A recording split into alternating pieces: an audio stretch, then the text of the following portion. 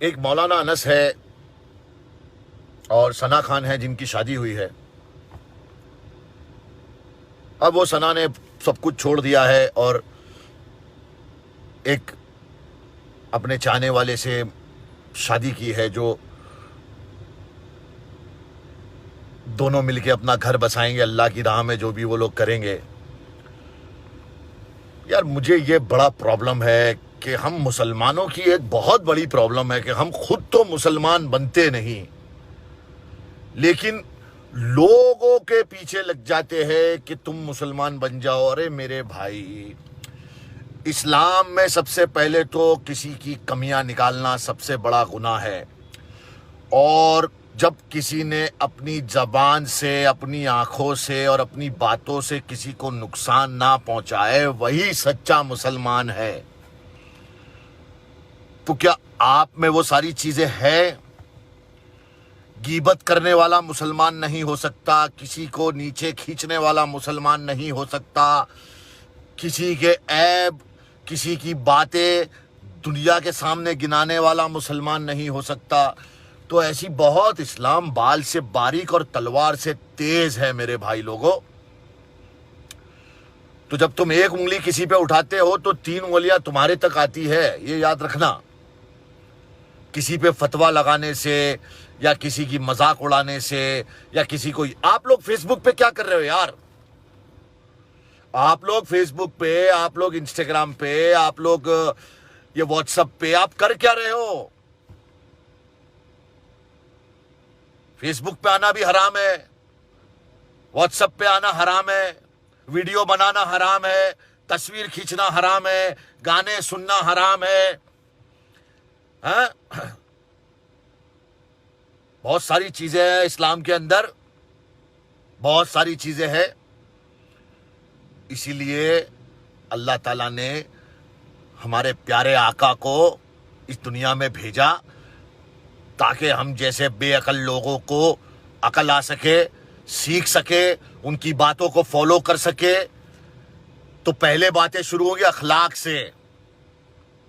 पहले अच्छा इंसान बनना जरूरी है, तब अच्छे मुसलमान बन पाओगे।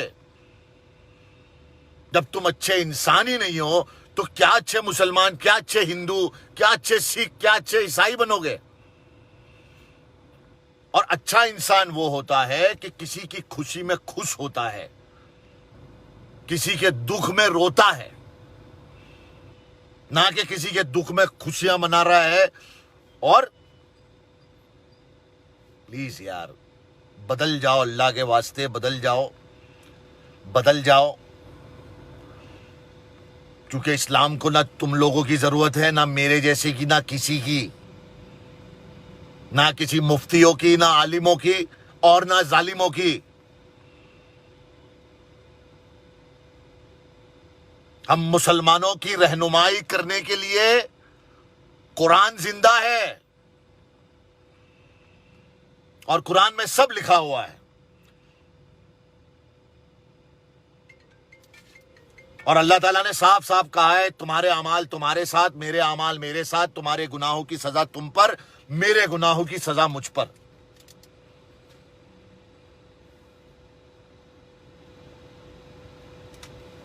एक दूसरे की टांग खींचना बंद करो। केकड़े बन गए मुसलमान। केकड़े समझते हो? एक ऊपर चढ़ता है ना, 4 मिलके उसको नीचे खींचते हैं।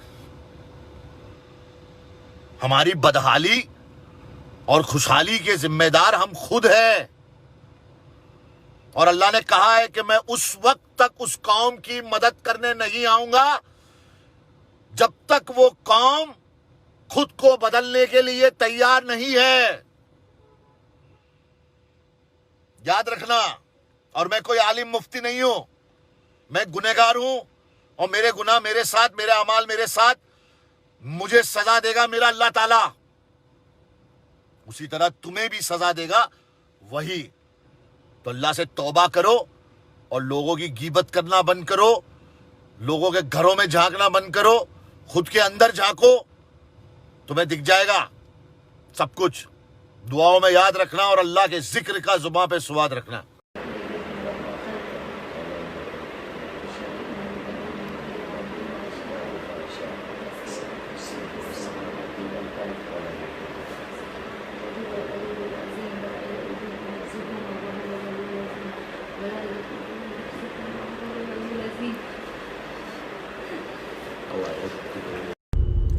ये स्पेलिंग रॉन्ग है, आपने बताया नहीं उन्हें?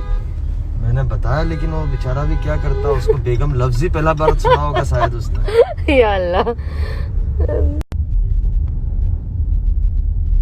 कहाँ लेके जा रहे हो तुम मुझे? स्टारबक्स की कॉफी पीने वाला। फाइनली आज हम बाहर निकले हैं।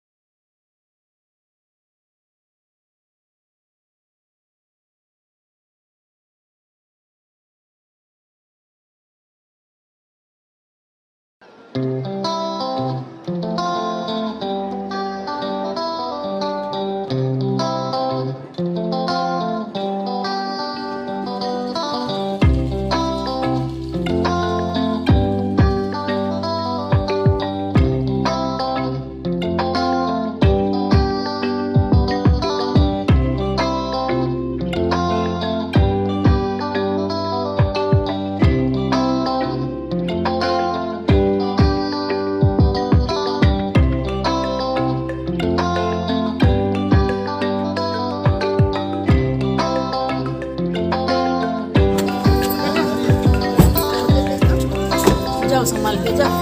हाँ जाओ।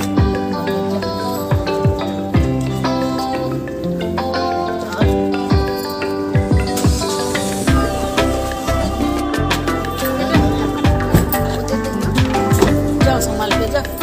हाँ जाओ।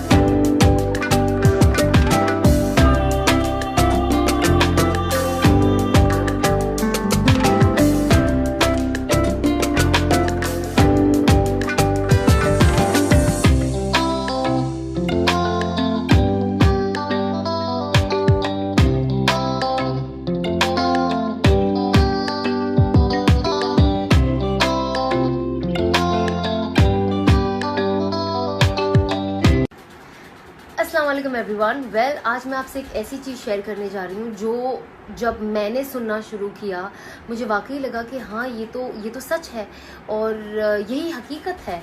और इस साल मैंने इस चीज़ को बहुत बार सुना और उस पर अमल करने की बहुत कोशिश की और अल्हम्दुलिल्लाह उससे मेरी ज़िंदगी में काफ़ी तब्दीली आई। तो मैंने सोचा ये मैं आप सबसे भी शेयर करूँ। शायद ये चीज़ को हम जानते होंगे, आप भी शायद मैं कहूँ तो आप इसे जानते होंगे, लेकिन कभी कभी जब हम उसे एक अलग स्टोरी के ज़रिए सुनते हैं या कोई अलग सेंटेंस बना के सुनते तो हमें लगता है कि हाँ वाकई ये चीज़ ने वाकई मेरे दिल को छू लिया। तो मैंने सोचा ये मैं आपसे भी शेयर कर लेती हूँ। तो ये मैंने बहुत अच्छी चीज़ एक बहुत सारे बयानों में सुनी है और पर्सनली भी सुनी है लोगों से कि जो कहते हैं ना थोड़ी सी मज़े के लिए जो इंसान थोड़े से मज़े के लिए ये कर लेता है वो कर लेता है, तो कहते हैं थोड़ी सी मज़े के लिए गुनाह ना करे, क्योंकि क्या होता है मज़ा तो निकल जाता है। अब मैंने अल्लाह की कोई नाफरमानी अगर हम ले ले तो मैंने थोड़े से मज़े के लिए वो तो कर लिया, लेकिन अब वो थोड़ा सा वक्त तो निकल गया, मज़ा भी चला गया, लेकिन क्या हुआ गुनाह हमारे साथ रह गया। अब वो गुनाह क्या होगा, वो गुनाह हमारे साथ कब्र तक जाएगा, वो आखिरत के दिन हमारे साथ हशर के मैदान में खड़ा होगा और हमें क्या करेगा, जहन्नम में छोड़ के आएगा। तो हमें क्या करना है कि हमें थोड़े से मज़े के लिए गुनाह नहीं करना है। हमें ये याद रखना है कि ये मज़ा तो ख़त्म हो जाएगा पर ये गुनाह हमारे साथ चलता रहेगा चलता रहेगा चलता रहेगा और आप तो जानते हैं इसका एंड कहाँ होना है। और उसी तरह थोड़ी सी मुशक्क़त के लिए आप नेकी करना ना छोड़ें, क्योंकि क्या होता है कि जो थोड़ी सी मुशक्क़त होती है ना उस वक्त वो भी निकल जाती है। जैसे कि अब मुझे तहज्जुद में उठा नहीं जा रहा है, या फजर में उठा नहीं जा रहा है नमाज के लिए, और वो मुशक्क़त होती, तकलीफ़ होती है, आप सब जानते हैं, मुझे भी होती है, तो वो तकलीफ़ होती है, तो हम क्या करते हैं कि अरे सो जाते हैं ना, उठ के कज़ा कर लेंगे, क्या मुशक्क़त की वजह से। तो क्या होता है, थोड़ी सी मुशक्क़त की वजह से आप नेकी करना ना छोड़ें, क्योंकि क्या होता है कि मुशक्क़त का वक्त तो ख़त्म हो जाता है, लेकिन जो नेकी रहती है वो भी सेम आपके साथ कब्र तक जाती है, हशर के मैदान में आपके साथ खड़े रहती है, और नेकी क्या करती है, आपको जाके जन्नत में छोड़ आती है।